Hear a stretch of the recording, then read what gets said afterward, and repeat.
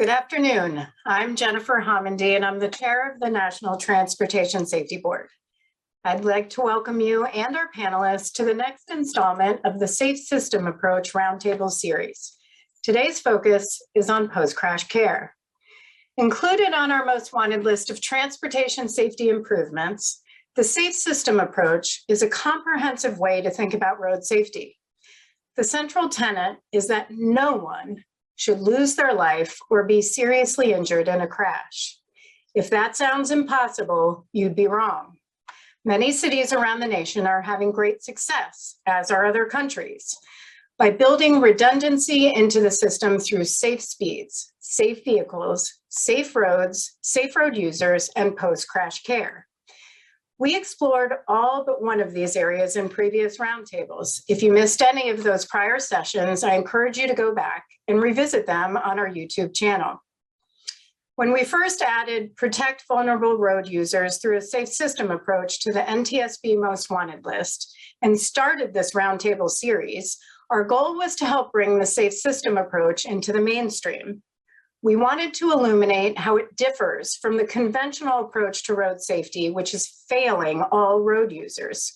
We also set out to learn from those who are doing it right and identify what's needed to move the US toward a safe system approach. While those are still our goals, there have been some exciting recent developments. Last month, the US Department of Transportation unveiled its National Roadway Safety Strategy. It endorses many NTSB safety recommendations and our recommendation on the safe system approach as the way to get to zero roadway fatalities. We couldn't be more thrilled that the safe system approach is getting the national attention it deserves. But swift action must be taken by all of us, federal regulators, state and local authorities, vehicle manufacturers, and stakeholders at every level if we're going to reverse the deadly public health crisis on our roads.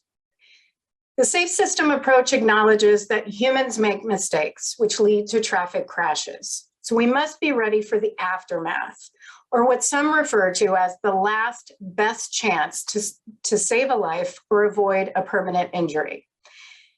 In the seconds and minutes following a traffic crash, what happens or fails to happen matters a lot. It can determine how well a person recovers from the trauma, both physical and psychological, and it can mean the difference between full recovery or lasting disability. It can also mean life or death, which is why today's discussion is focused on post-crash care. Maybe it's because we spend so much energy on how to prevent crashes that we often overlook post-crash care and roadway safety discussions, but we shouldn't.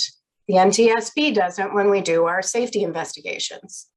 In 2020, nearly 40,000 people died in traffic crashes, and the numbers are only getting worse.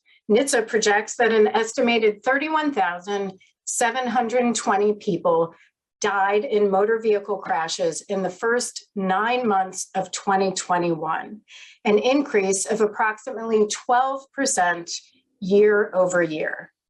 We need every strategy at our disposal to turn the tide, especially when you consider these three facts.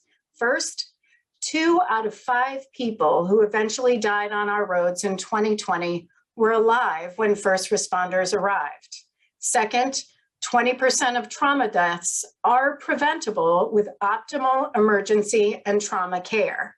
And finally, severely injured patients are 25% likelier to survive if they're treated in a hospital that is a level 1 trauma center. In other words, effective post-crash care is central to our goal of reaching zero roadway fatalities and serious injuries. In our discussion today, we'll learn about the current state of post-crash care and its impact on road safety. We'll shed light on the challenges first responders face, both to their own safety, as well as treating and transporting those they're caring for. And we'll explore ways to ensure a safer, timelier, and more accessible response, which will improve post-crash safety. And we have a great group of panelists to guide us. Their full bios are on our website, So here's just a quick intro, and I invite everyone here to please turn their cameras on as I do the introductions. We have Dr. Tom Barth, NTSB's chief of our new Special Investigations branch in the Office of Highway Safety. Tom is our in-house expert on crash survivability, emergency response, and emerging technology. Chief Norris Kroom is here from the International Association of Fire Chiefs, where he serves as director of the EMS section. He's also the fire chief and emergency manager for the town of Castle Rock's Fire and Rescue Department in Colorado, which he's been with for over 30 years. We have Dia Gaynor. Dia is executive director of the National Association of State EMS Officials, a group that represents state, regional, and local EMS and emergency care systems. Dia previously served for 19 years as EMS bureau chief for the state of Idaho. One of NTSB's less visible roles, but very important, is to provide assistance to those impacted by transportation disasters. When the NTSB investigates a highway crash or other event, an experienced team is assigned to serve as the primary agency contact for survivors and the families and friends of those involved. Our specialists provide updates and information regarding the investigative process and assist in helping those impacted gain access to family assistance resources through various organizations such as the Red Cross, and remain available throughout an NTSB investigation. So with us today is NTSB's Coordinator of Victim Support Services, Stephanie Matanek. We have Chief Daniel Sharp, who chairs the Highway Safety Committee at the International Association of Chiefs of Police. In addition to giving us a sense of a day in the life of police first responders, Chief Sharp will share how IACP is training its members to respond to highway crashes. Now, we must leverage data to make our roads safer and more equitable, especially following a crash involving pedestrians, bicyclists, or other vulnerable road users. That's why Megan Weir is here today. As the Safe Streets Division Manager for the City of Oakland Department of Transportation, Megan comes at road safety from a public health angle, which aligns very well with a safe system approach. And finally, we have Gamunu, or Gam, Wijetunga, who was recently tapped to lead the Office of Emergency Medical Services at the National Highway Traffic Safety Administration. The mission of the Office of EMS is to reduce death and disability by providing leadership and coordination to the EMS community in assessing, planning, developing, and promoting comprehensive evidence-based emergency medical services and 911 systems. In fact, the office houses the National 911 program. GAM is a volunteer paramedic, firefighter, and the president of a volunteer rescue squad in Maryland. We had some technical difficulties, so I think he's here by phone, but very excited to have you here, GAM. So thank you all for being here, and let's get started. I'm gonna ask a question and people feel free to jump in. And Gam, I know you can't raise your hand, but feel free to jump in along with us. So what does post-crash care mean to you? And how do we get federal, state, and local authorities and others to focus on the importance of post-crash care as part of a comprehensive approach to improving road safety? I'll jump in, Sherman. Sure. One of the things that we've looked at is a comprehensive approach, an approach that involves all, first responders and people that are roadside. And we need to incorporate the post-crash care as part of our, what we call a traffic incident management that we've all worked on, again, as all responders. And so when we talk about the crash and talk about the investigation piece and making it safe for the folks that are there, we also need to incorporate that. So I think a lot of what we can do with post-crash care is incorporate that into what we're already doing when we go do these incidents and make that part of the discussion and part of the training. And I think that this topic is very timely, and I think as we continue to develop training and get things rolled out for our first responders, that this is a very important piece. Yeah, I can't echo the safety of responders strongly enough. Thank you, Chief Sharp. The EMT or paramedic or firefighter or police officer who is injured or killed at the scene of a roadway incident can help no one and further complicates matters. So the safety of responders has to be paramount. To your question, Madam Chairwoman, the victim deserves all of the right resources at the right time with the optimal clinical care, rapid and appropriate transportation, whether that's by ground or by helicopter, and optimal trauma care at a facility prepared to treat the disease that trauma is. Thank you. And I just want to see if other people want to chime in, but also just to let you know, I love these things being informal and I like them to be conversations. So please call me Jennifer. Megan, I saw you took off your. Yeah, I'm blinking.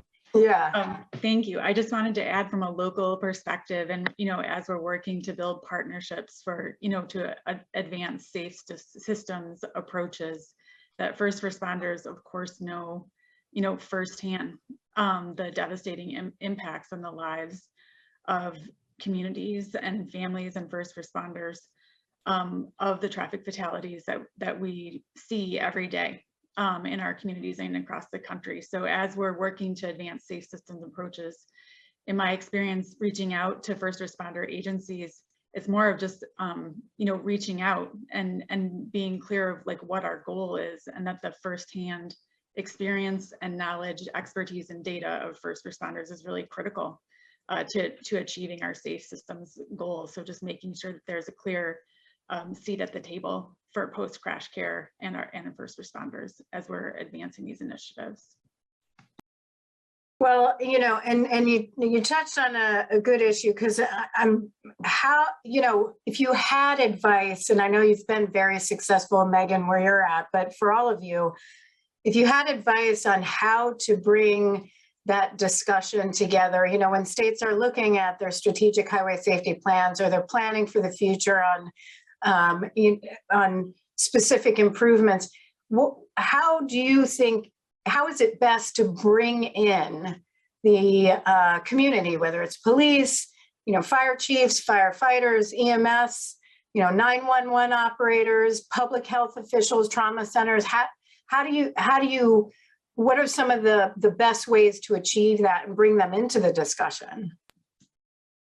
Sure. I mean, I think, I'm an epidemiologist by training. So in my work in San Francisco and co-leading the Vision Zero Task Force, we were also really leading with data, which of course the safe systems approach is also focused on. How do we understand the problem, and how do we develop evidence-based strategies to address these issues? And of course, all of our first responding agencies have critical data that helps us understand where crashes are, who's impacted for post-crash care, information like response time, often demographic data from hospital, healthcare, and EMS systems that's not readily available due to various factors, from police crash reports, and also information like injury severity that can be assessed by healthcare providers. So I think in part of it is just leading with data and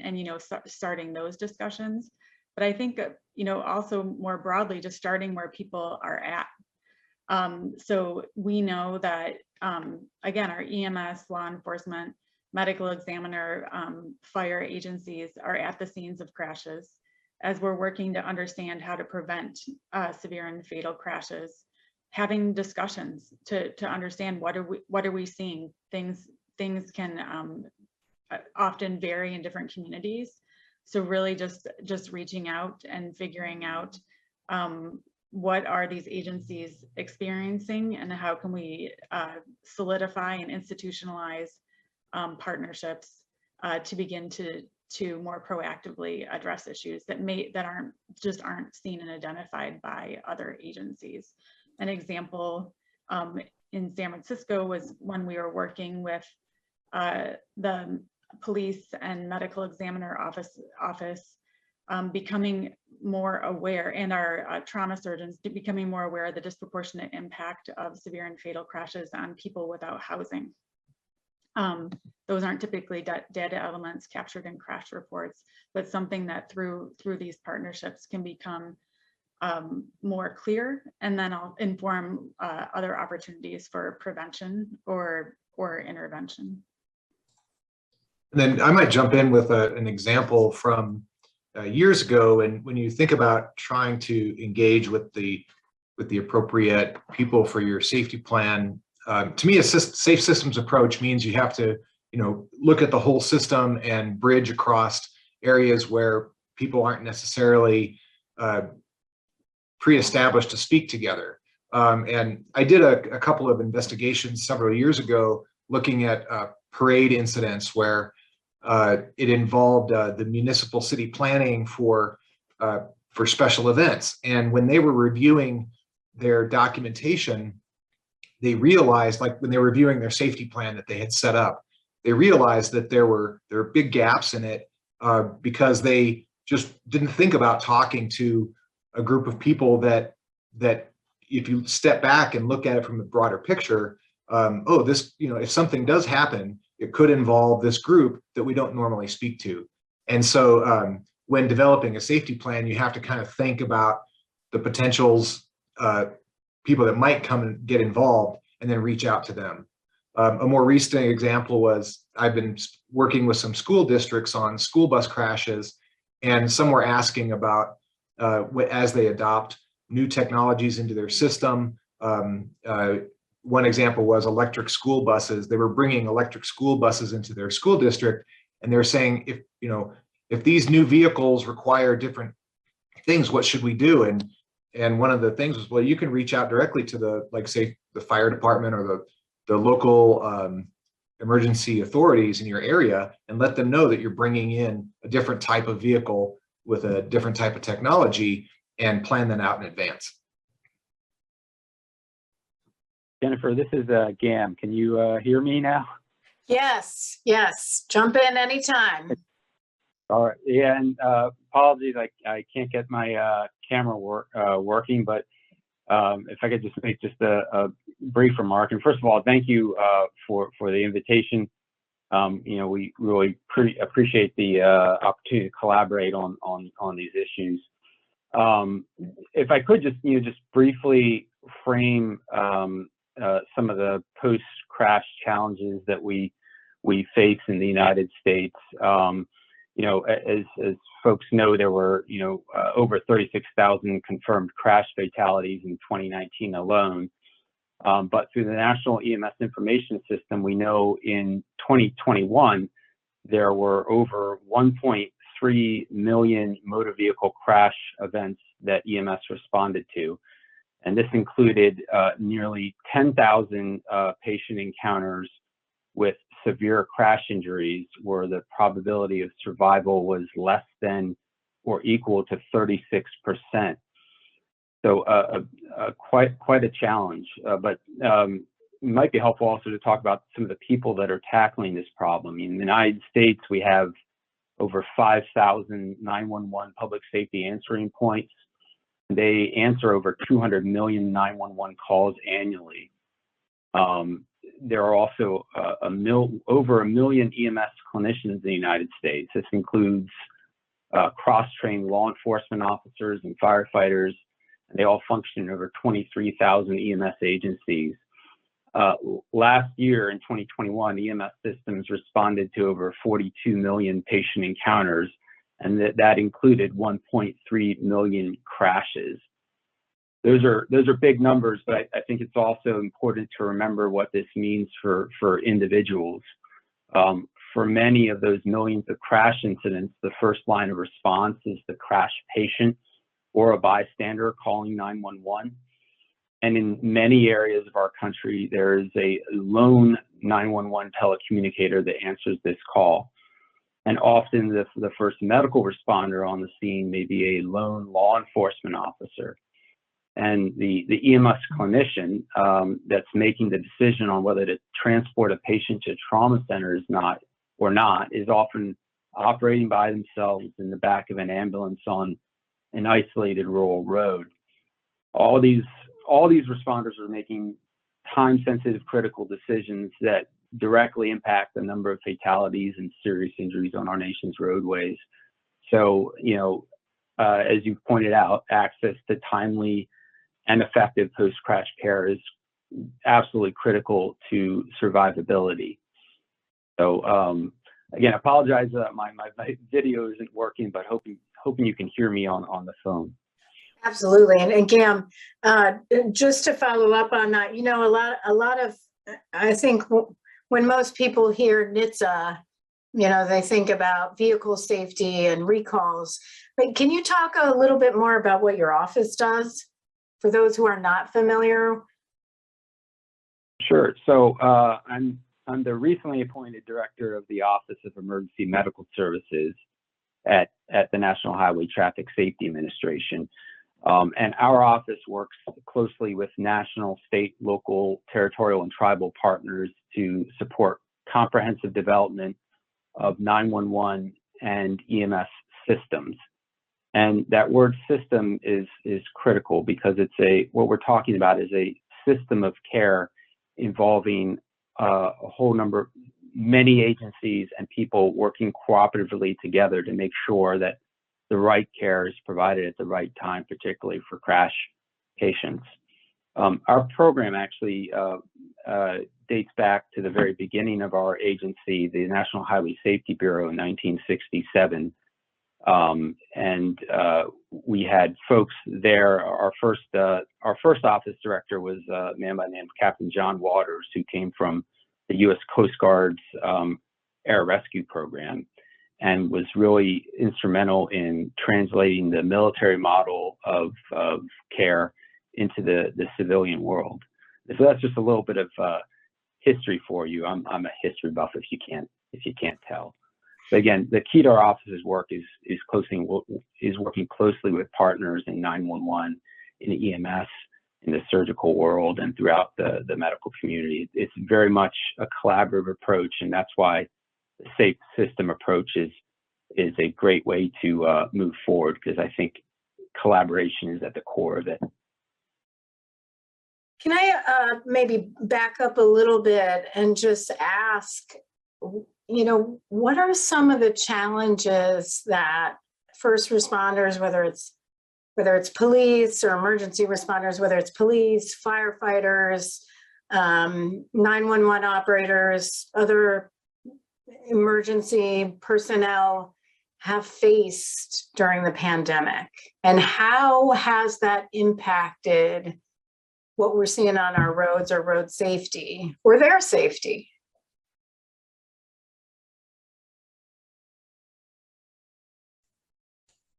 I guess I would offer that amongst all the challenges, of course, that we've experienced with the pandemic, one of the challenges that we've seen out here locally in Colorado was that there was a reduction in traffic, which everybody thought, wow, there's less cars on the road, so I can go faster. And so we've seen a number of challenges associated with crashes involved with higher speeds because of less traffic. As we've come back together, those speeds don't seem to have come back down, if you will, with the increased amount of traffic. So we're continuing to see those pieces, but I think that the other challenge is that responders were directly impacted by the pandemic as well, being sick, unable to respond, unable to work.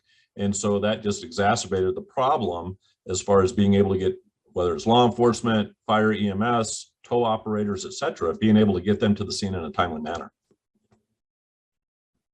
Yeah, and I have a few friends that work in the ER, and I think they'd also say from a medical perspective, they were very overwhelmed and continue to be overwhelmed. So that also has an impact, of course, on care. Dia, did you want to add anything? Absolutely. I mean, the presence and risk of the pandemic was a heavy layer of concern on top of the risks that are already inherent in scene responses. And interestingly, in the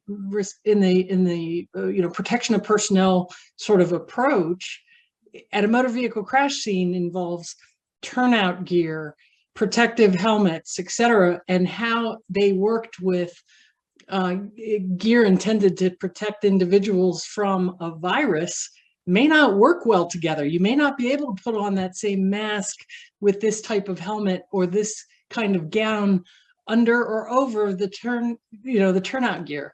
So how to blend the reduction of risk by the use of personal protective equipment actually remains kind of unsolved as far as a unified set of gear that protects responders from all the risks at those scenes. Interesting.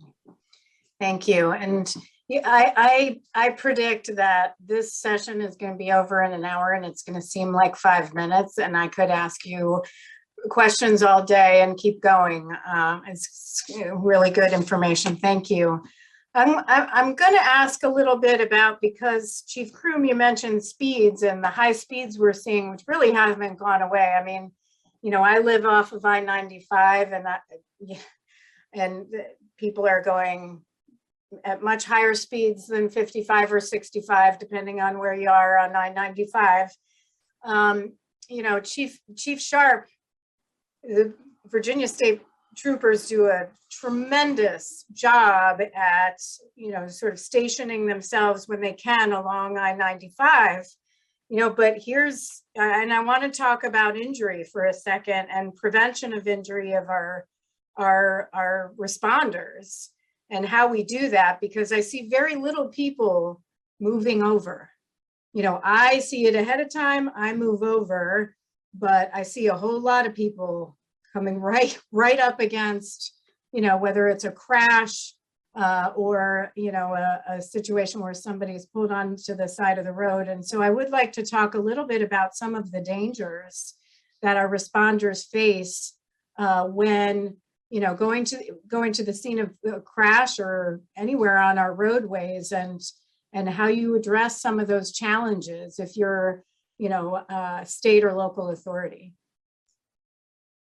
Well, I think that I agree with the comment about speeds, and we're not just seeing the speeds on the interstates. We're seeing the speeds in our municipal areas, and the reckless driving that's occurring is scary for our first responders. And you're right, we've done move over campaigns. We've done things to try to change the driving behavior. Distractions still remains a huge problem on our roadways with people texting or watching videos or whatever they're doing.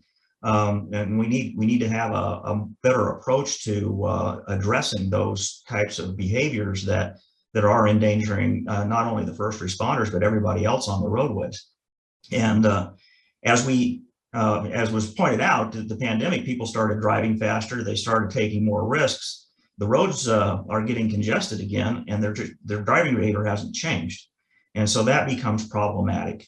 So one of the things that we've been looking at with our committee is doing things that will identify our people roadside. We're trying to do some conspicuity investigations to have things embedded in uniforms that so if they jump out and they don't have their vest on yet, that there's still something there. We're looking with some technology with some of the trajectory things that being looked at to be able to alert people that are roadside that something's coming at them. But there's just a wide variety of things that have to be looked at. And then we also have to look at the fact that, our first responders, they get into this business to help people.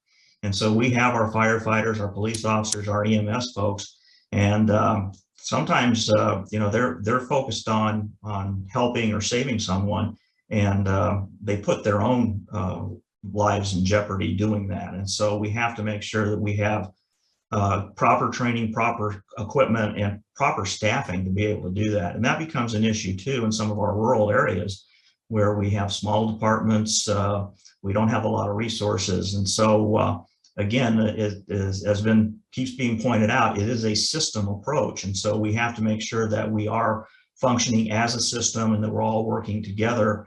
And again, the cross-disciplinary training, working together, doing things with all first responders, with our towers, everybody that's going to be involved with crash and post crash, that we're all working together and we're all speaking the same language with the same system. Anyone else want to chime in on that at all? Sure, this is Gam. Gam and Brief then comment Megan. on- Yeah, just a brief comment on speeding. So NHTSA did recently release a report covering March 2020 through June of 2021, indicating that incidents of speeding and traveling without a seatbelt remain higher during pre-pandemic times. So it's a very sobering report about the state of speeding and the danger that it presents. I just wanted to chime in to just briefly comment on just how striking the significance of speed is, you know, in this conversation with respect to the safety of our first responders, but also as a leading factor to why we're responding, you know, and why responders are responding in the first place in terms of being a leading predictor of severe and fatal crashes in this country. And so again, the value of first responders at the table for safe systems approaches can't be overemphasized in terms of everyone's safety and the need for really multi-factored approaches to slowing speeds at a policy, infrastructure, vehicle technology, you know, level, just given the magnitude of the impact they have on everyone's lives. Thank you. And I'll just note quickly, we've responded to a few different accidents recently where extremely high speeds were a factor, and the devastation and the traumatic events that they can create is just astounding, and you feel terrible for the people involved. And so, yeah, something has to get done. Absolutely. One, ahead, Cam. yeah, thank you. Just one last comment on the role of the 911 system as well in responding to these incidents and how they serve as a critical partner as well. And to your previous question about the pandemic and some of the challenges faced, you know, the telecommunicators working in PSAPs obviously faced a lot of challenges, but one of the things that they performed very admirably is adjusting their triage protocols and how they handled 911 calls during the pandemic. They really had to do it very quickly, and they responded very quickly to that challenge. So I think that flexibility that 911 system presents also gives us a lot of opportunities in the safe system approach as well. Great, thank you. You know, let me ask Megan, there's a lot of talk about modeling the safe system approach on the public health model, using public health to really drive where we're going on road safety. And I was wondering if you could comment on that. Certainly.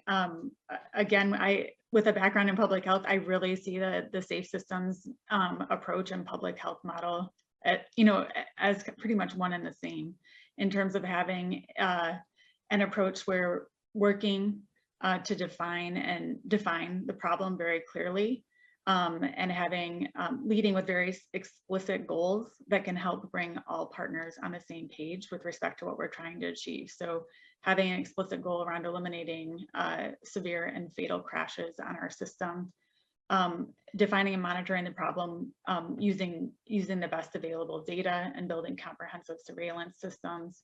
And then once the problem is clearly defined by stakeholders, really working to identify with a public health approach, what are the risk factors and what are protective factors?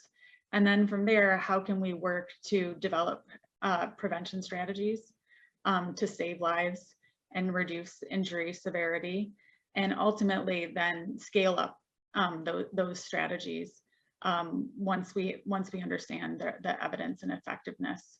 I think also from a public health approach, a critical piece of that is also equity. And I think we all know from understanding really any public health issue, including road safety, that the most vulnerable people in our communities are disproportionately impacted. So low income communities, seniors, people with disabilities, people without housing, communities of color, rural areas across the country, we see these disparities. So again, from a data-driven, evidence-based approach, how do we understand those factors and target interventions so that we can ensure that those communities are receiving the benefits and are prioritized in our work. In public health, in the safe systems approach, can play a whole range of roles. So in San Francisco, I co-chaired the city's Vision Zero task force with the transportation agency. We work closely with EMS, the trauma surgeons at our SF General Hospital, with the fire department and other first responders to build comprehensive data systems. Public health also has a strength in communications and was also a vital partner in terms of policy, advancing policy as we worked towards, for example, legalizing automated speed enforcement at a state level. So just from a public health partnership perspective, I think there's so many ways every jurisdiction can engage with the public health stakeholders to support a safe systems approach. Public health is also involved in a whole range of course, of issues that our first responding agencies are as well. So again, having those existing partnerships that could be leveraged for traffic safety, for example, community violence prevention, climate change response, et cetera. At risk of talking too long, I'll stop, but I think that there's just so many synergies with public health and a safe systems approach that really just kind of starting where you're at and planting seeds and building from there.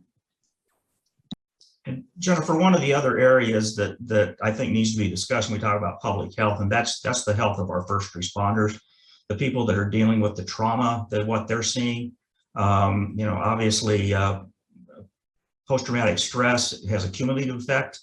And so we have to make sure that we're also attending to them on the after crash care and making sure that they're healthy and that they have a place to go, that they have that we have trauma-informed policy, that we're looking at those things and we're taking care of the people that are out there, taking care of those that are injured. And I think that if we oftentimes lose sight of that, working with our partners in the fire department, we have counselors and the ability to do things with peer counseling. If it's a critical, a very large crash and a lot of trauma, we will actually stand up a CISM team, a critical incident stress management group, to come in and debrief to make sure that we're attending to those needs and looking at those cumulative effects that the people that are first on scene and they're seeing these horrific things, and we need to take care of their health as well. And that's, I think, a very important part of the post-crash care.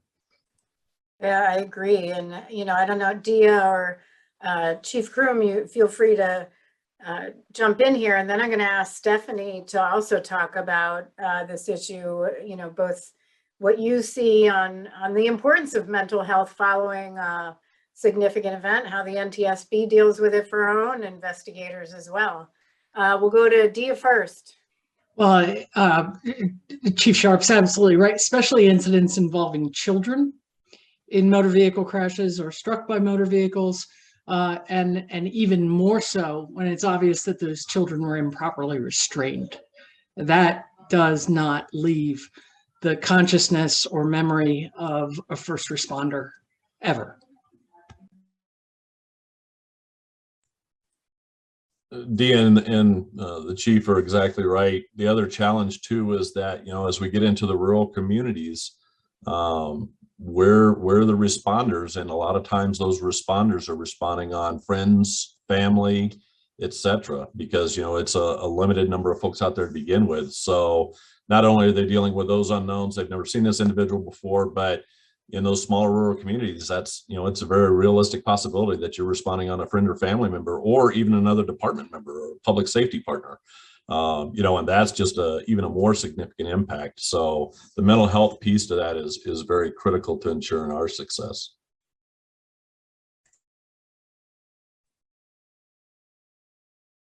Here, Homendy, thank you for letting me be on this panel. I do appreciate it, and being able to kind of highlight what everybody else is reiterating here with focusing on things like trauma-informed care and not forgetting about the needs for mental health resources, not just for those patients and the families, but oh my goodness, for those first responders who, if they're not at their peak, at their 100%, you know, how do we expect them to be able to care for the people that need them the most? And, you know, I just wanted to kind of champion that trauma-informed concept that Chief Sharp had mentioned. It really is a true approach to empathy in this, and I think it's something that can definitely benefit what we're seeing in this, in the safe systems approach.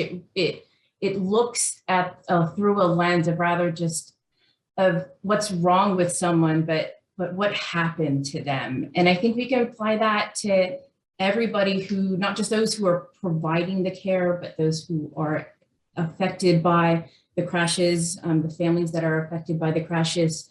And, you know, taking that approach in how we support one another, it really does kind of acknowledge just how widespread trauma is on people and how it affects people, whether you are a person involved in the accident or responding to the accident. It highlights the importance of being able to recognize those signs and those symptoms, trauma signs and symptoms, especially in our own folks, our own investigators, and like everybody's saying, being able to acknowledge and identify those red flags in our peers. That's definitely one step in the right direction. And just like the safe systems approach, you know, trauma-informed care, it's a system-wide approach. So it's not just focusing on the care being provided or the support or the response being provided, but it really is setting the expectations in policies, in planning, you know, the system as a whole, organizations. It's building a system of care where everybody benefits from that. And again, with the trauma-informed care, you know, it's something that we forget about the first responders, and just that it highlights the importance and the need that we have to have with self-care, and how we need to focus on the resiliency of those who serve. Because like I said in the beginning, if they're not 100%, how do we expect them to give the best care they can to those people who need it? Yeah, and I would think it goes beyond trauma. I would think, you know, just the stress of the job as well. You know, when I read about, I think the IAFC, I just read a study the other day about sleep deprivation and firefighters, and, you know, I'm sure stress is part of that and what you're facing. And there's always constant pressure to, you know, respond quickly and get there. And, you know, it's a tough job. And Gam, I mean, you do that, you know, outside of NHTSA. So, you know, feel free to comment on that from personal experience as well. But I would imagine that'd be just as important.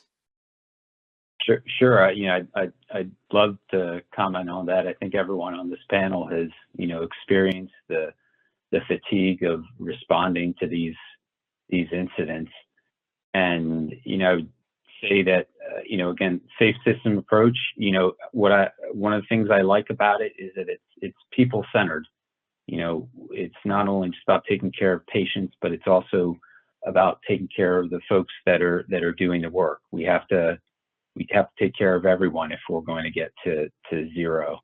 And I'd like to make the comment that if, you know, during the course of the pandemic, if if we've learned anything, one of the big lessons is the importance of collaboration between public safety and public health, and how that collaboration can not only improve the care for patients and improve response, but has also yielded lessons learned on how we can improve things in terms of prevention. And I think collaboration between public safety and public health presents enormous opportunities for improving our understanding of the disease, if you will, of crashes. I think those are all excellent points. And, one thing I do want to ask about, and I want to make sure we have time to talk about, is we've all in one way or another talk about public health or even crash data and how we could better use our data, whether it's for protecting responders or the public, preventing crashes on our roads. How could you all talk about that? I'll start with probably Dia and Megan in that area, and then everyone please chime in. Sure. Well, data is paramount in emergency medical services systems. If we've had long-standing practices where ambulance services and other EMS agencies submit data about every response to their state EMS office, and in turn, every state voluntarily submits a subset of every record to the national NEMSIS repository. And that's a NHTSA Office of Emergency Medical Services responsibility to make that system work. In calendar year 2021 alone, states submitted 47 million response records to the national repository, which includes every response to motor vehicle crashes, as Gam mentioned earlier. There are significant insights available through the eyes of the EMT and paramedic. That's not to dismiss or suggest that law enforcement crash records aren't also important. They are, but there are two very unique vantage points looking at that scene and looking at those victims. And there's an opportunity in the NEMSIS data to begin to understand crashes, injury severity, and ultimately find the evidence that leads to better outcomes for victims.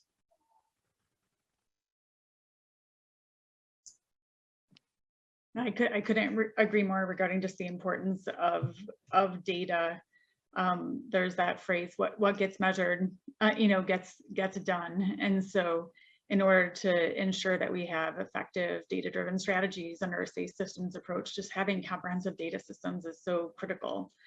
And kind of building on what Dia shared, the opportunities for record linkage it's difficult to overstate the need and the potential of being able to link police, EMS, 911, hospital, medical examiner, coroner data, both for comprehensive assessment of severe and fatal crashes, improved assessment of injury severity, a better understanding of, all these data sets have their strengths, what happened before, during, and after a crash, and also from an equity perspective, better understanding factors, for both the victim and others involved in the crash that could inform prevention efforts. That's something that we worked on in San Francisco that I'm now working to with the local health department in Oakland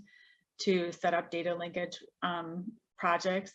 And that's something that I think in a universe of challenges is something that's infinitely possible when resourced. Right now it hasn't been a focus of targeted resources. So often our pilot projects, but really institutionalizing comprehensive data systems like this, it just has so much incredible potential for helping inform interventions to protect our first responders and save lives. If I could just echo the comment on data linkage. Data linkage presents just an enormous opportunity, I think, for improving post-crash care.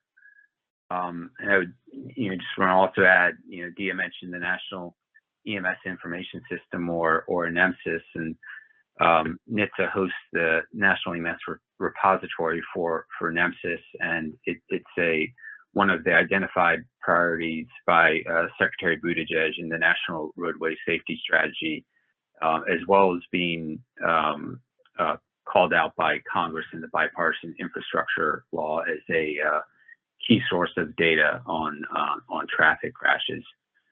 So I think it presents really enormous opportunities. I would say, during the course of the pandemic, NEMSIS and its state and local equivalents allowed for near real-time surveillance of influenza-like illness or COVID. So if it can do that for a communicable disease, I think it presents the same potential for this disease of roadway crashes. I'll just make a quick comment about the data. The data has to come from somewhere, and so we recognize that it does put a task onto the generally the law enforcement or the fire department to fill out the various forms and reports that they have to do to support a national collection of crash data.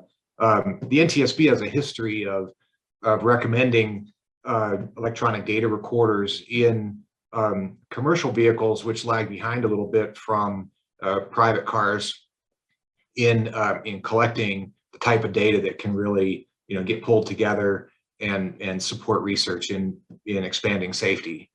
So we're out there trying to push the data recorders into all vehicles that are on the road so that we have access to that fundamental data. Great. Gam, you had briefly mentioned the National Roadway Safety Strategy, and there are 4 key DOT actions to enable safer post-crash care that are identified in the strategy. And I was just wondering if you wanted to talk about those for a minute. Sure. Just so focusing on post-crash care.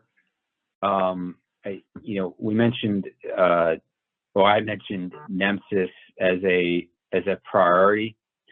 There are several other things that we need to focus on as well.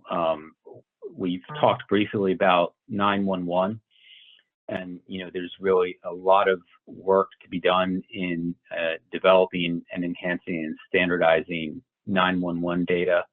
I think it's a important area to pay attention to.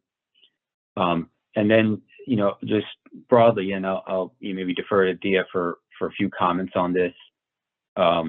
Emergency medical services and 911 and most of these systems that we're talking about are regulated at the state level. NHTSA and our federal partners, we play an important role in providing support and expertise and guidance to our partners at the state level. But it is important also to talk about the role of the states in system improvement. Thanks, Gam, and your point's well taken. While we don't like to lead with this foot, our members, the state EMS offices, regulate ambulance services. They license EMTs and paramedics, and when a change is necessary to raise the bar, to modify practices, to improve care and outcomes, it can be done on a regulatory basis if needed. NEMSIS is a great example of that, and in the states that have opted to make the submission of response data a condition of licensure for ambulance services nationwide, for example. And what that yields, and the beauty of what it will yield as states migrate to the newest version of NEMSIS and continue to apply that requirement to every ambulance service in their state.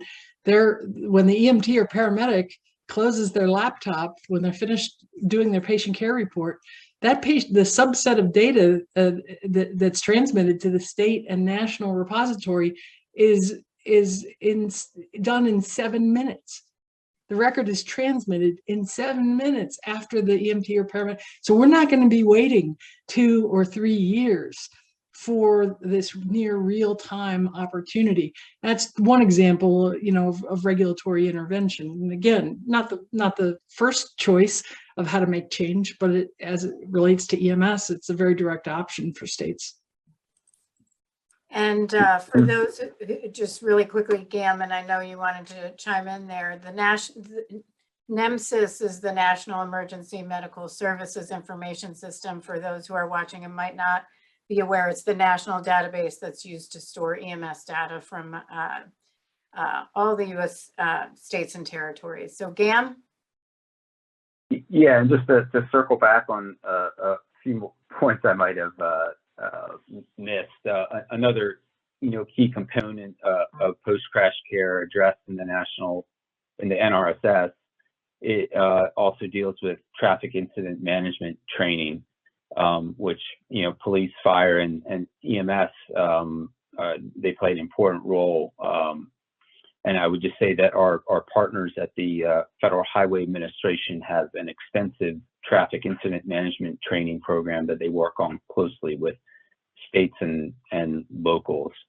And then lastly, again, I think it's always important to emphasize partnership, but we talk about the importance of collaboration in a safe system approach. And at the federal level, at NHTSA, we have extensive partnerships that we utilize through our Federal Interagency Committee on EMS, as well as our National EMS Advisory Council, which just we rely on to provide us a broad perspective on some of the challenges faced by emergency medical services.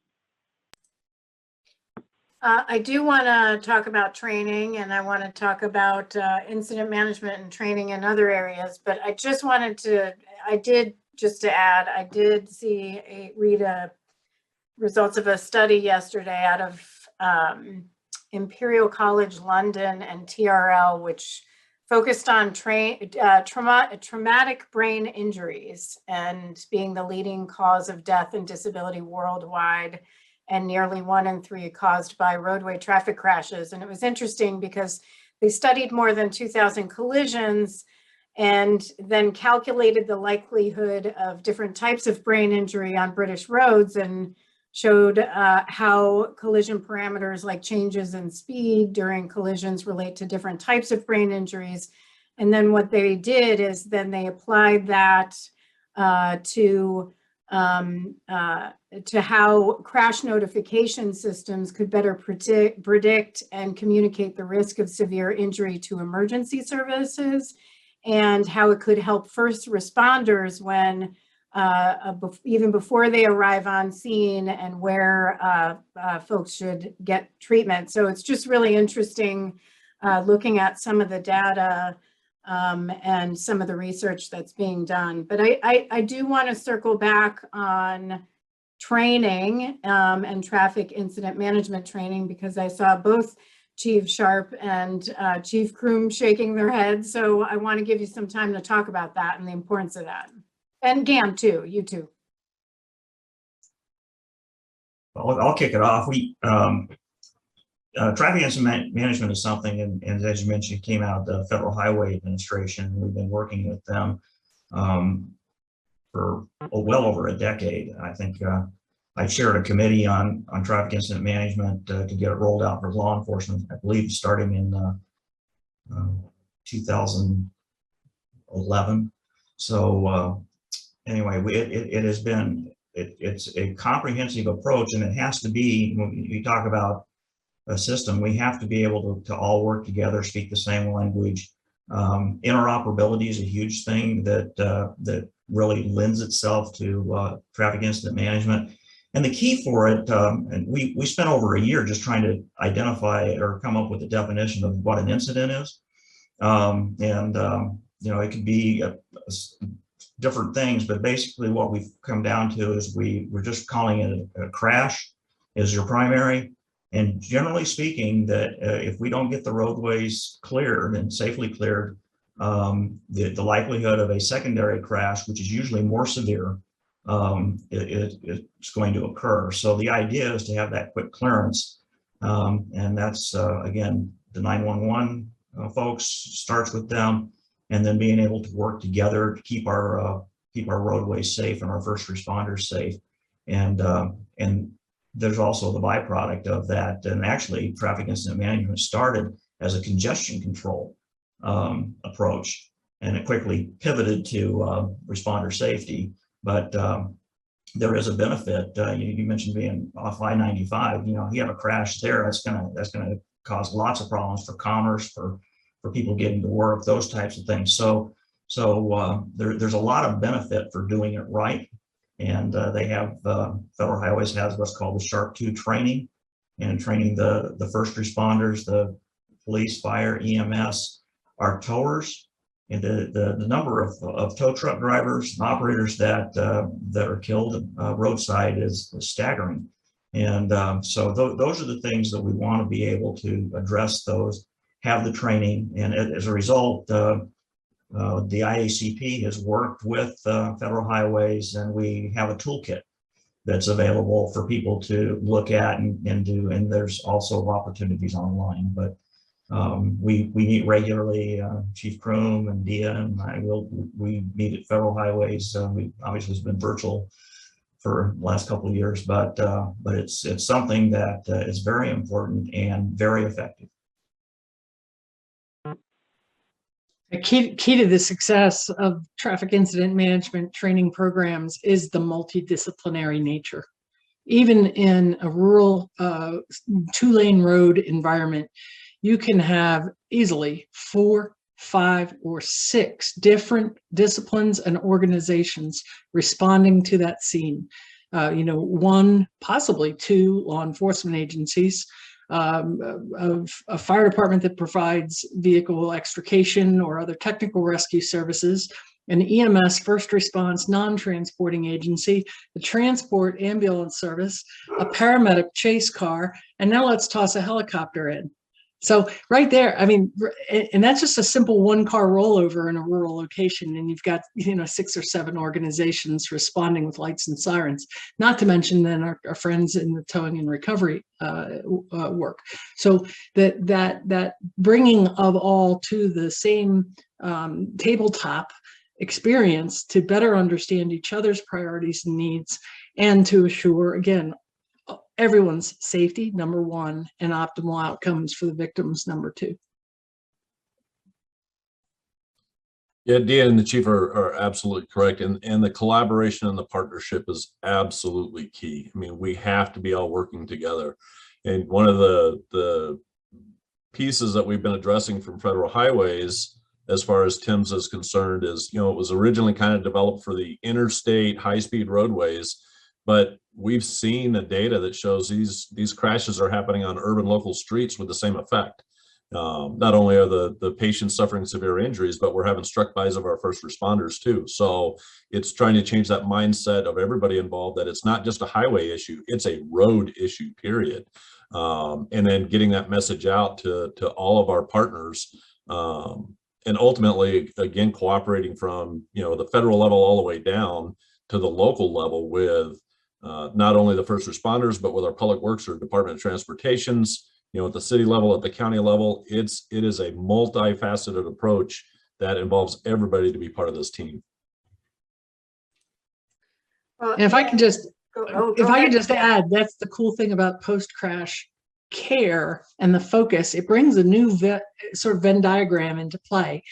The emergency response community has some pretty significant insights to share with the highway safety and the safety engineers, even on roadway design, and that the post-crash care element, I think, sets a new table for those conversations. In addition to the public health and other partners, there's a great deal that can be learned from those different perspectives. Well, and interestingly, what we don't often talk about, and I think we talked a little bit about this in some of our advanced discussions before this roundtable, is the impact of infrastructure related challenges to first responders. And I'm wondering if you could talk about that, because that isn't always, it's often not part of the discussion. And in fact, I don't know, I would imagine that it's also not the primary focus when you're looking at planning or designing a road. So can you talk about that a little bit, some of the challenges and how we've, and how to address that? Maybe Megan, you too, on the city level have looked at that, but go ahead. I'll real quick. We had a major interstate project here within my jurisdiction running south towards Colorado Springs, and the challenges during that construction project were access. We had ramps that were closed. We had emergency turnarounds that were closed. So that was delaying our response. So working with the project team as well as the Colorado Department of Transportation, we were able to address some of those challenges just for that construction project. But long term, as they were looking at what it was called the gap, as they were looking at that project, we were able to have some input with the engineers as they're looking at the different aspects of it and our response to be able to say, hey, okay, we understand those needs. And in some cases, they were able to implement some changes, and other times they're not. But ultimately, when we start looking at any roadway project, and we do that here locally within our own town, we work with our public works folks to ensure that our concerns and our needs are being addressed as part of the overall project.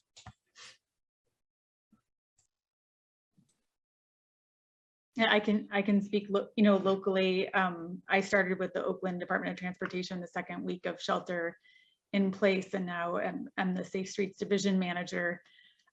So our engineers we're really fortunate to have open, communications with our fire department, and as we're implementing improvements, coordinating for review and and feedback so that emergency access can be considered. And I'll also just kind of hearkening back to the pandemic and impacts. I think it also has been a benefit in the emergency response is that those lines of communications have been opened, not just among first responders, but also among public works and transportation agencies. And it's really, I think just helping to institutionalize, those lines of communications and relationships so that there's a big table we can all get together at to solve problems, be it roadway safety, pandemics, or other crises that we're facing. Chief Sharp, I saw your mic. Thank you. And some of the things, we have safety things in place that are good ideas. I think about median barriers and how important those are from a safety perspective. But then when we need to get across the median, we have to have the ability to basically breach that median barrier, and so we have to be working closely with public works or DOTs to be able to understand, and for them to understand that there may be a time when we have to do that breach, and so they're going to have to work with us to provide us with the tools and training to be able to do that, and work together on those types of things, because it's a safety feature that, and I think those of us that are in the first responder business have seen where a fire truck or a police car is parked and then people are running across 2 lanes of an interstate to give care, and that just puts everybody in danger. So again, those are the kind of conversations, and that's why it's so important that we collaborate and work with all of our partners. And again, that's why the safe system approach is the way to go. Absolutely. Gam, can I ask you all, and it was from a few years ago, I saw a study on and this has been around for a long time, the golden hour, but I saw a study that you all did, and NHTSA did, and you probably have more updated information about crashes involving ambulances. And I know there are some with police vehicles and fire trucks going to the scene. Can you all talk about some of the challenges with that? How to protect, obviously, the responders, but maybe even the role of technology in how you could prevent those. And Tom, we're going to get into technology shortly. So anyways, anyone want to comment on that? Oh, Gam. Sure. I think the study you're referring to was we published it. It looked at several special crash investigations that NHTSA conducted, looking at over a several year period ambulances where there were fatalities and severe injuries involved. And I think the best way to summarize the findings of that report is that the major issue involved was lack of seatbelt use. That clinicians in ambulances were more often than not in these fatalities, they had not used their seatbelts. It's been a few years since that report. I know the community at large has had a laser focus on safety and safety culture over the last few years. So I'm sure it's likely that belt use has increased, but that's always the major concern. That's your best protection during a crash. And if I could also just briefly address the last question as well.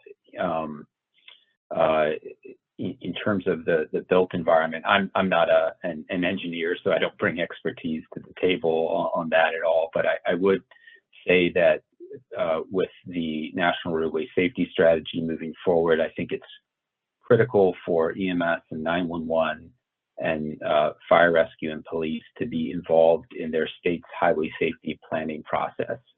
Every state has a state highway safety plan, and bringing our post-crash partners to the table in the development of those plans, I think, is crucial moving forward. Yeah, And I'll just I've note quickly on that sorry, note, go ahead, hold on. On that note, I've actually been surprised when I look at some of the state highway safety plans or strategic highway safety plans and see those who have not been part of the development of the plans, including in the emergency response community. So I think that's a great point. Tom. Oh, I was just going to note that some of the research work and things has evolved new safety standards for ambulance crash testing and methods, so we have a better climate now to assess and see how to develop restraints that could be used by those staff on the ambulances.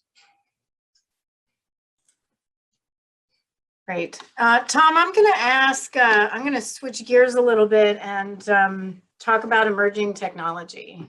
I mean, whether it's vehicle technology, whether it's a pop-up on a screen on Waze that says emergency responders ahead, or it's new technology and that even in lithium-ion batteries, I mean, we're moving towards electric vehicles. We've identified significant challenges for firefighters and other responders and towing truck operators in some of the work. And I think we have to be really mindful of that. I think it's really exciting the direction we're going, but we also have to be really mindful of safety when we start looking at new clean fuel sources. So Tom, do you want to talk about that a little bit? Yeah, we've been looking at as new technologies emerge. We've obviously paid a lot of attention to it to see, where the technologies are creating issues that that could affect safety that maybe haven't been identified or properly mitigated. And for example, we did a series of electric vehicle fire investigations focused specifically on the emergency responders and the secondary responders. I'm glad people are bringing up, the tow truck drivers and those that are cleaning up the incident after the fact, because they're also exposed to risks. And so we found some of the similar things that we've been talking about here. Guidance is really important to ensure that the responder community, when they're approaching these new systems, that they have the appropriate tools and access to information that will to give them immediate decisions. I get calls from fire departments periodically where they, it's like, hey, I've got this vehicle. What can I move it? What kinds of things do I need to do to keep it safe? And so then that's where on the other side, the training starts to come in. And there's been a lot of really good work recently on expanding training programs to look at alternative fuel vehicles and identify the needs for that. There are still some needs as far as research and understanding what the real risks are, and because there's still some unknowns for how to mitigate the various risks that can be proposed. So there's a lot going on in this field. There's a theme of technology opportunities and issues in post-crash care. Everything from incident detection, whether those are part of the infrastructure or a product of advanced automated crash notification, telematic service providers, devices that might be installed in the car that detect the crash, or something carried on a person like your smartphone or your smartwatch. That in turn can automatically alert 911 and provide valuable, actionable information about the crash, not just its location, but the probability of severe injury of the occupants. This is so important in rural areas where that first due ambulance isn't going to arrive at the scene for another 36 minutes. If that probability of severe injury marker is off the scale, there are so many actions that could be taken.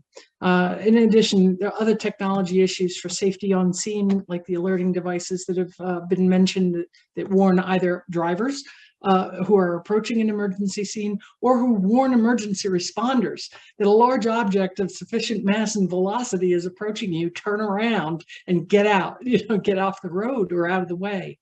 As well as data linkage. There's a big technology piece in this post-crash care element of the safe system approach. If I could tag on to what Theo was talking about with 911, and there's enormous opportunities presented by moving 911 systems to next generation 911, that will could certainly contribute to a lot of improved outcomes, post-crash outcomes. There's many challenges associated with that as well. We were talking about this lone 911 telecommunication, handling some of these calls, and there's still for a lot of PSAPs, they need a lot of assistance in upgrading their technology, in upgrading the for their telecommunicators, and they have a big need for both technical assistance and funding assistance to move forward into next generation 911. Yeah, and I'll just jump in real quick. We mentioned automatic crash notification, and there are changes happening right now with the phase out of the 3 and 4G cellular networks into the 5G, which is that transition is catching different systems off guard. And I just saw on my news reel this morning that there are some companies looking at filling gaps and providing solutions to the telematic services that support things like automatic crash notification.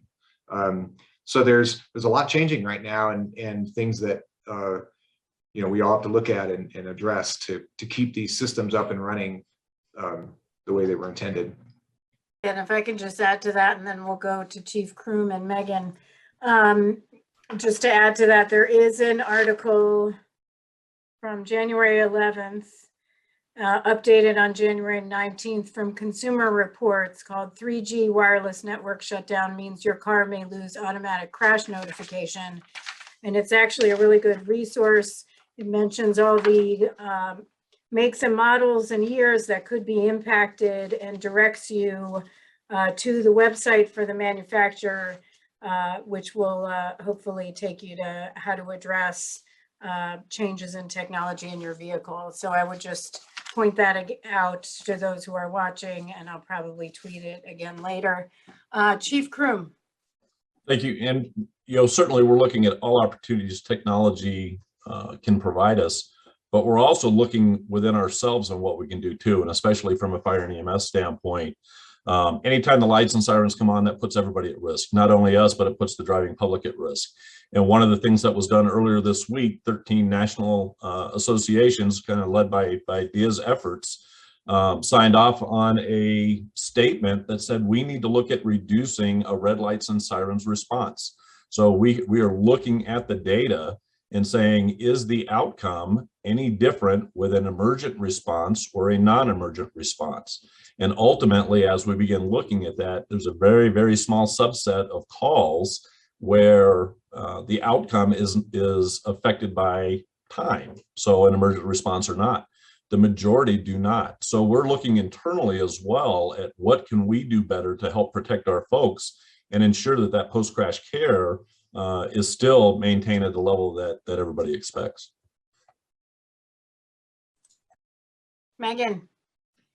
Yeah, as a local, government servant working to increase the safety of our roads, I feel like I'd be remiss without mentioning technology opportunities that would also prevent the need for post-crash care in the first place. And two areas where, as we're working to design and implement safer roads, where it does seem like there's, good opportunity for vehicle technology is reducing excessive speeds and also preventing, DUIs. And so, to the extent that the safe systems approach can advance those technologies so people can't drive while intoxicated, and so that people can't, exceed, the speed limit excessively, it could be profound and really prevent the need for our first responders on the road in the first place. Yeah, I know we just had a board meeting on a crash that I went to as the board member on scene near Mount Pleasant, Pennsylvania. And we did talk about, as part of that, the importance of, we believe, of implementing intelligent speed adaptation and advanced speed limiting technology in vehicles. We talked about the importance of automatic emergency braking, which is also addressed in legislation for commercial motor vehicles, but also in the for passenger vehicles and commercial motor vehicles in the National Roadway Safety Strategy.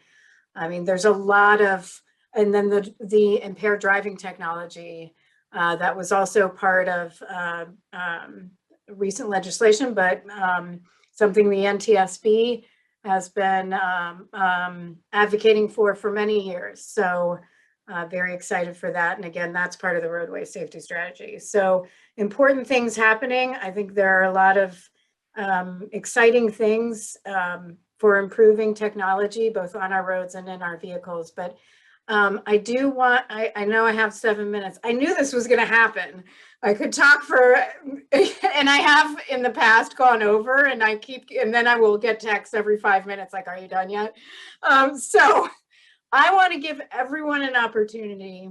There are lots of folks listening. Some folks registered today. It wasn't required, of course, but they're watching, and what do you want them to know?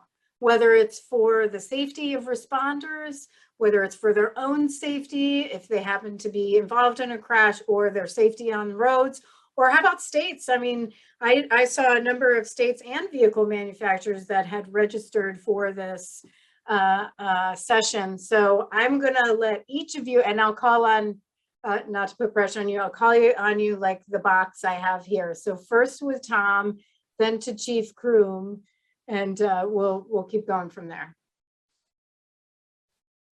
Well, let's see here. I guess I would say, just based on experience of I talk to first responders and people who respond to crashes and do crash care all the time. And I, a lot of people get asked questions and say, oh, wow, I never I never knew that was out there. I never knew that information was there. And that's obviously part of our charter is to get that known. But I guess what I would say is, a lot of times the information is out there just like through organizations like the National Fire Protection Association or other organizations that work to get this information out to the responder community. And it's a matter of just, I know it takes a little extra time to look into that information, and we're always busy with our current lives and just trying to do the immediate tasks. But there is a lot of good information out there to be had. So yeah, and I'll echo that. I mean, the IACP, you have a great website, you have tremendous toolkits, a number of resources, fire chiefs, the International Association of Firefighters, NHTSA has great information, so lots of resources. And let's go to Chief Kroom, and then we'll go to GAM, and then Dia. Thank you. I guess the one thing I would offer is that we can't do this by ourselves. Each one of us, we have our own unique blinder. Sorry. We have our unique blinders on that we typically see. But if you look at everybody that's represented here, this is who's going to make the difference. So reach out, partner with your local entities, partner with your county, partner with your state, utilize your national associations that you may belong to, because collectively, we're going to be the ones that are going to solve this challenge, not by ourselves, but as that collaborative effort. So don't hesitate to reach out. Agreed. And I'll just add to that. I mean, think broadly, who's not here? Who's never in our meeting? Somebody's not here because of the number of people who are dying on our roads. And that's what we have to look at. Dia. Oh, sorry, GAM's first, then Dia. Thanks, and well said, Chief Kroom. Just to reiterate again, post-crash care is part of the safe system approach, and it's our last best chance to prevent serious injury or death. And to reiterate what Chief Kroom said, it takes partnerships between a wide range of folks, and including folks who aren't here today. And so look forward to continued conversation on this. And I'll just give a quick plug to two great resources that we have for the community, 911.gov and ems.gov. We're constantly updating those. And thank you for inviting me here today. I would very much want the audience to leave this webinar recognizing post-crash care is a transportation issue. It's on incident detection, on distance and roadway utilization issues, on destination, which hospitals and what kind of trauma system is available in the jurisdiction that you're focused on or on a statewide basis, and the data piece. So we would just hope those Ds carry on with you after today's webinar. Great points. Stephanie and Chief Sharp. Thank you, Chair. I think walking away from this panel today, if there's anything I'd kind of like to highlight, is that when it comes to safety system approaches, human life and health, mental health is health. So it's a natural part of the conversation. And whether that's to the patients or the survivors or the families, but it's also just as important to the first responders. So that really, of course, needs to stay on the table. And the other thing I'll mention, and kind of putting my family assistance hat on here, is plugging that coordination effort. If you all in that first response community aren't able to effectively do your job and provide that post-crash care, if your safety is at risk, even your mental health is at risk, if that job can't get done, it really does affect how our family assistance response goes. And so we need you all just as much as the families or the survivors need us in providing assistance. They need you too. So thank you for all you do, and thanks for letting me be a part of this conversation. Yeah, and I just mentioned the national hotline for mental health or substance use disorders is 1-800-662-HELP, 1-800-662-4357. Chief Sharp. Well, I think I just echo what everybody else has said, but multidisciplinary approaches to this is going to be the key, and the training, and that's the reason we talked about Tim about traffic incident management, that we are doing that as a multi-agency approach in the training itself and in the practice. And I think that's going to be key is we can't silo this training. We have to do this together, and then we have to, you play like you practice. And so we have to do practice. We have to work with one another and be able to do that. So it's not just something that, oh, well, I'll read the manual and then it will work. We really have to exercise these things, work together, and then that way we are going to have the best approach and we're going to have the best outcomes. Megan. Thank you, Chair Homendy, for the opportunity to participate in today's roundtable. And I've learned so much from my fellow, from you and my fellow panelists. You know, in terms of just echoing the critical need for partnerships and just continuing to develop partnerships across agencies with community stakeholders, most impacted communities, but also really elevating the importance of equity in achieving safe systems. And our Safe Oakland Streets initiative, our key agency partners include the police department, the Department of Race and Equity, our city administrator's office. I'm very inspired about more partnerships of today's discussion, but just really echoing the importance of, you know, of the data, and also ensuring that we're focusing on those most impacted as we all work to prioritize resources to save lives and reduce severe injuries. So thank you again. Well, thank you all. I learned a lot today, and I learn a lot from each of you just daily, and just really appreciate the safety partnership that we have. And, you know, I do want to say, GAM, you know, a lot of times, you know, the federal agencies do things separately, and I'm just really excited that you were here today. Thanks for coming. I really do consider NHTSA an important partner in safety, and thank you for being here, and thank you for your expertise and for all you do in your local communities, each of you, to improve safety. I do want to mention a few other folks who are not live here, but are in these little boxes with their names, and just how much they help in putting these events on and doing just tremendous work for the NTSB and for really public safety and safety for all. Stephanie Shaw, Brian Delaney, and Leah Walton work on our safety advocacy team. Carl Perkins, Deidre Esters, and Kelly Romeo with their, and James Anderson with their amazing technical capabilities. And James will take this and make it a wonderful video to share with others. But then I also want to take a moment to really thank my team, Kelly Hessler, Eric Strickland, Stephen Stadius. Everything you do, all of you, every day is critical. And I mean this for everybody, including the panelists. All of your work is what's going to help get us to zero. So thank you for all you do day in and day out. And thank you for your partnership with the NTSB and with others.